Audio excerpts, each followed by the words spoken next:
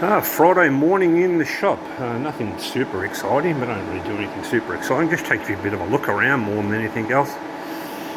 Still fairly cold outside and the sun's trying to come up. And I came here for a weather report, but just take you for a bit of a look around. Just some jobs that I'm working on currently. Back on the CNC Lathe again and running some other parts on the manual mill at the moment. So it's a job I could probably run in the CNC mill, but it's just too much drama. I'll just show them to you anyway, just for the sake of it, and some other jobs that are sitting on the bench, and take you for a bit of a walkthrough on the job I'm running in the CNC Lathe at the moment. Just show a little bit of that.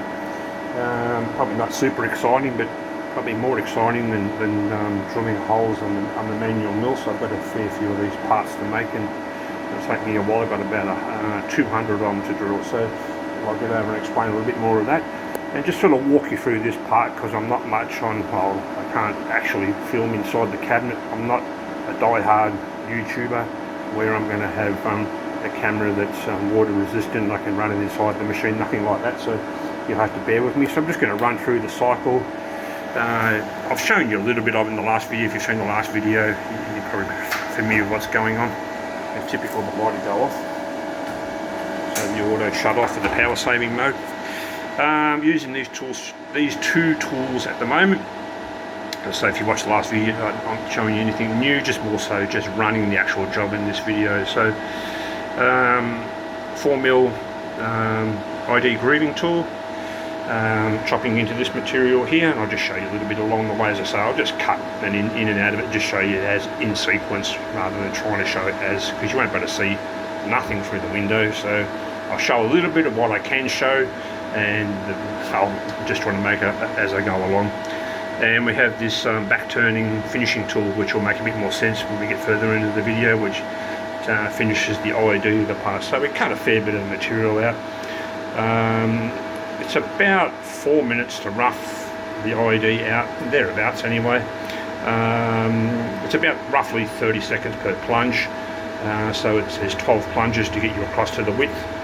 It's removing, eventually my words right, it's removing an area, say equivalent, so if you had a flat bar that was 15mm thick, 46mm wide, 500mm long, so that's the equivalent from what it's removing from here. Well, that's the maths work out to anyway, so you can imagine removing that much material on a milling machine, so planing down a piece of material that size to give you sort of an equivalent of what material it's removing.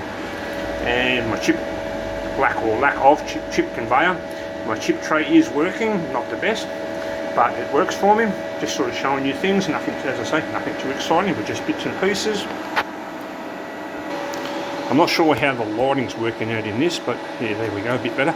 But I don't know if it's just a video or it's just my viewfinder. It's not coming out that well.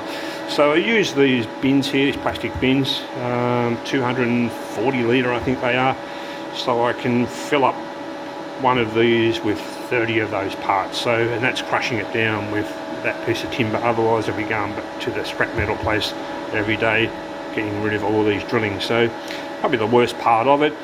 Chip conveyor would be good. Don't have one, but can't use it because the space in here. If I ever got more parts, then maybe I might get a bigger workshop, then I could have a chip conveyor, but I don't see that happening anytime soon. So making it work.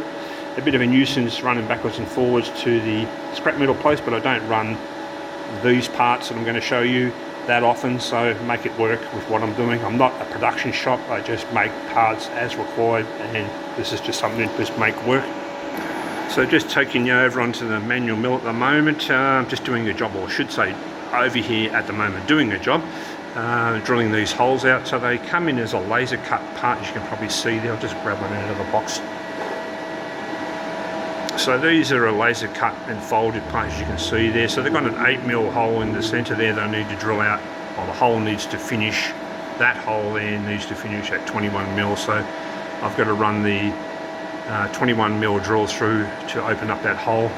So it's a good job to run while I'm doing work on the CNC lathe, because if you think running a CNC lathe is pretty boring or mundane, you wait till you start drilling 200 holes on a manual mill, then you'll find out what mundane means. So just working my way through those. So that's the finished parts over on the left there, just starting, and just thought I'd just do a video just for the sake of it, trying to keep up the videos of in the shop videos, and just as I say, take you for a bit of a sequence.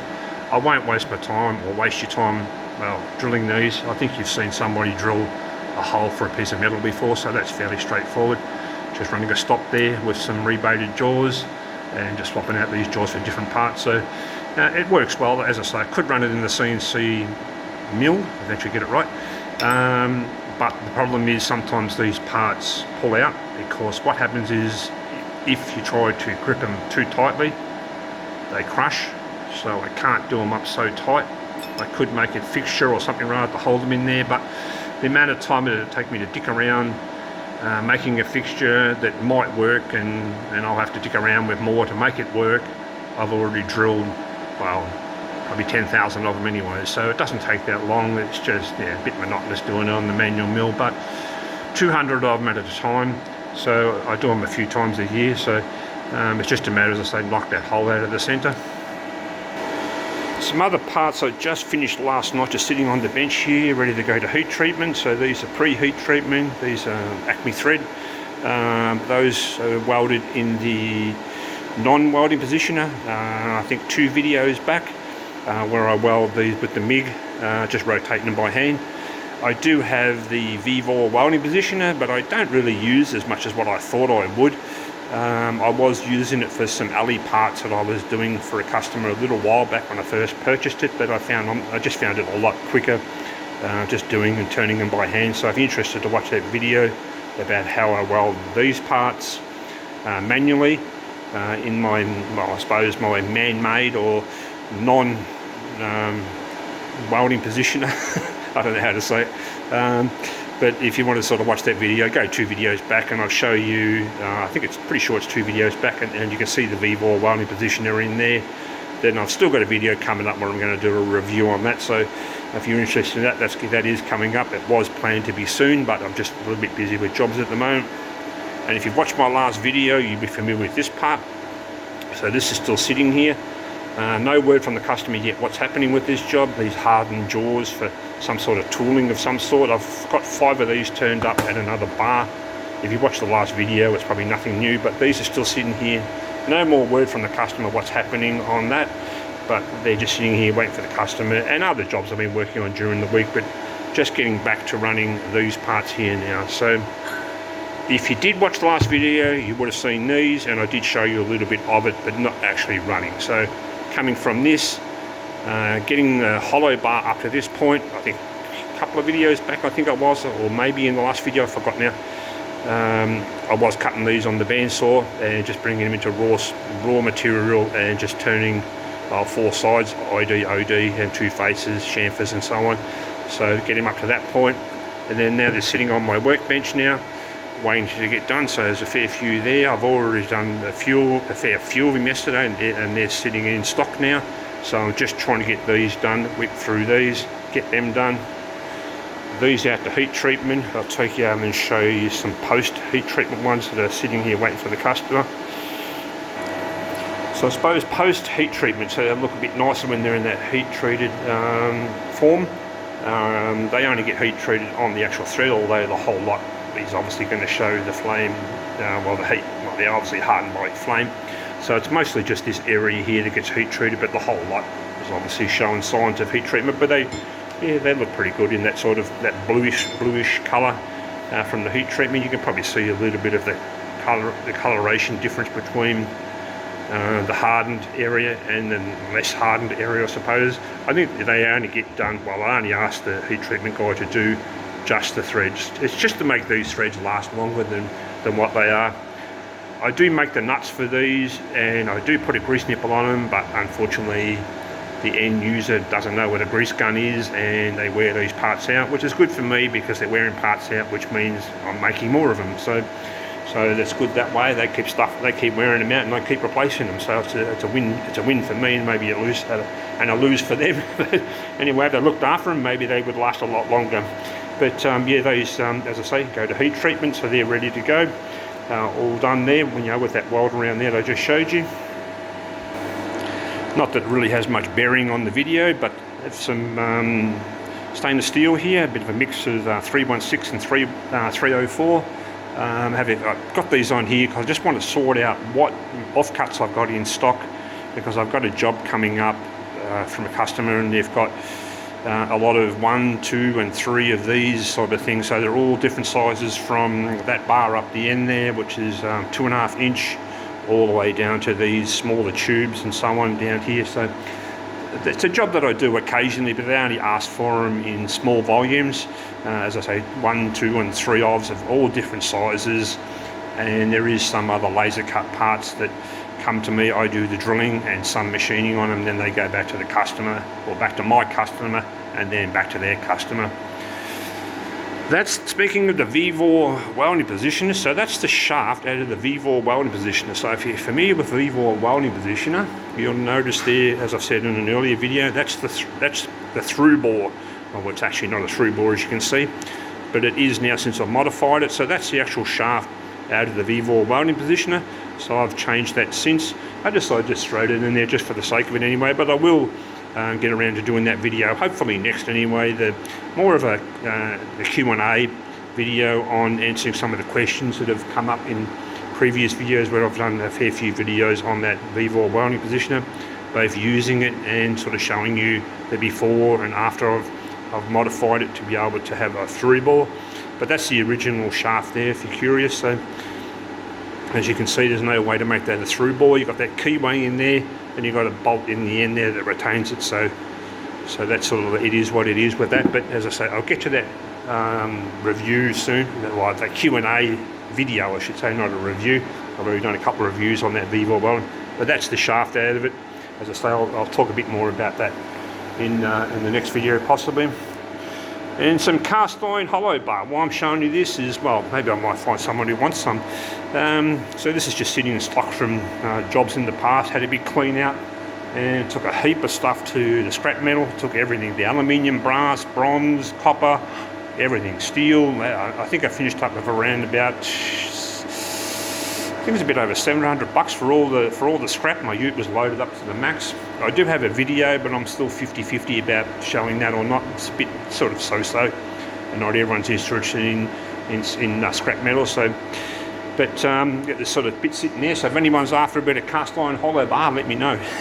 It's sitting there, a decent size, about 150 with it's about 150 or 160, something like that. OD with a 50mm hole through the centre, another piece over the back there. So if you're after a bit of cast iron hollow bar, let me know. So not wasting too much time, if you've stayed this long, I've shown you these before, but these are coming out of machine now, finished, knocked out with the roughing tool, with that rough 4mm roughing tool, and then back turned, so they get turned each way. And I'll just do that for those who are interested to watch that. Not everyone, usually CNC Lathe put a lot of people to sleep.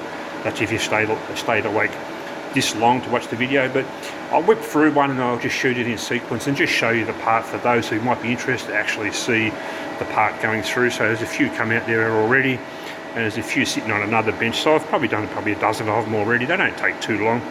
It's probably just the mucking around, pulling the swarf off the tool and out of the sand. I'll show you a little bit of that anyway. It's up to you guys you want to watch. I'm already nearly 14 minutes into the video already, so I could probably knock it off of that, but just for those who want to hang around and watch this part getting run in the CNC Lathe. So we'll get going with that, and for those who are interested, maybe show you a little bit on screen for those who are interested in the code. It's pretty basic. So we run a pecking cycle, so it pecks in half a mil on the, or 1 mil on the diameter, half mil on the radius. It goes through it fairly quick, running at about 0.2, I think it was, 0.2 feed rate. Yeah, it's on there anyway. You can see it just there. The feed rate's just there. The spindle speed is there, 325. So we don't have it running too fast, but it's plenty fast enough for this size tool. Holding the part in poly jaws, aluminium poly jaws, to keep it more so. Why is that? Because it's just to keep the part. Now just get a bit more light on that for those who are interested. So the poly jaws, what the poly jaws obviously do is help to center the part. So when you take the part out and you flip it over to do the back turn with that tool, you don't get mismatch in the center. So the line that's in the center is just, well, that's what it is. It's just a line. It's actually more like a mark than an actual tool mark, so you can't actually feel it. There's just a transition between the two areas. So bringing that in, hopefully it's going to show up. You can just see that little transition line, probably in the lower part of the screen. You can just see that transition line between, oh there it is there anyway. So you can't actually feel it, but you can see it, so it looks worse than what it is. So that's just a transition. Obviously it's turning from, you're going in opposite directions, so it's probably rubbing the grain a little bit different, so you're turning it clockwise and anti-clockwise. So when you're flipping it over, it's obviously turning in one way, but inside the part you've got one side clockwise and the other way it's running back the other way. So you might get a bit of a grain mismatch, I suppose, in the center there, because the tool's running in two different directions, because I use that tool to back turn it. It's so I can cut up the walls. That's why I use that tool. So, not wasting too much more time, thinking the video wasn't going to be this long, was it? Doing a bit of a filler, wasn't I, with all the other stuff going on, but just wanted to show you bits and pieces going on anyway without making it too long. And I'll just shoot this in sequence through to the end and just show you bits and pieces in the middle of running this program. Geez, I'm hoping the line is going to come out in this video alright. I don't know why the video on the screen, well, my viewfinder is showing the screen's dark, so hopefully this comes out okay. I'll just go from the go and we'll just show a bit of on screen, and it just shows, I say, show you a little bit of sequence it working its way through, not really running in the machine, because you can't, as I say, you can't see bugger all anyway. So we'll just go from the go and just get it started. So the tool in, obviously, just bringing you inside for a quick look. As I say, you can't see bugger all anyway. So it's not aggressive cutting, but it is a little bit.